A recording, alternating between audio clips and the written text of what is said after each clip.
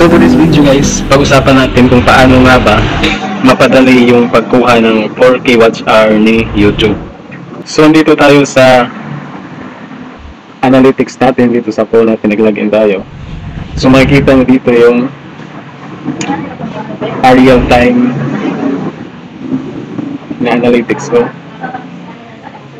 So dito makikita mo walang movement, masyadong movement yung analytics natin. Itong real time, ito yung hindi siya nag-move masyado. So paano nga ba natin i-hack yan? So guys, kung may marami kayong computer sa bahay or laptop, ganito lang gawin nyo. So kailangan yung mag-download ng maraming browser at kailangan hindi naka-login yung YouTube account nyo sa kahit anumang browser or Gmail account nyo. So halimbawa ito,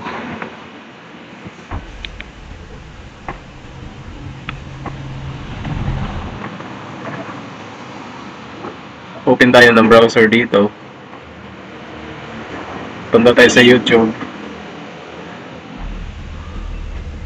at kailangan hindi direct sa channel mo ang pag-watch mo ng video mo. So i-search mo muna dito yung title ng video mo. Ano ba sa akin? So ito yung video ko, so ito yung sinerge ko. So i-click mo muna to, tapos punta ka sa channel mo, sa homepage niya, tapos click yung video, tapos dito ka nag-video sa all. Yan, kailangan hindi ka naka-login sa account mo o kahit anong browser dito or sa Gmail account mo.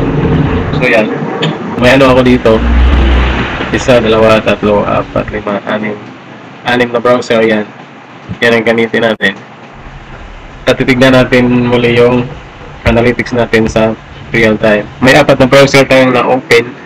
So tignan natin yung analytics natin kung nag-moves pa siya yung real time. So nakita natin guys, yung siya tumataas. Ayan, tumataas siya. Yung galaw niya tumataas, diba? Yung na tayo ng isa. So guys, tumataas na siya, diba? Yan lang yung dapat gawin para madaling makuha yung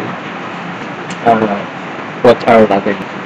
Nakakatali lang guys, kung marami kayong computer sa bahay, laptop, mag-download kayo ng maraming browser at yun ang gawin niya.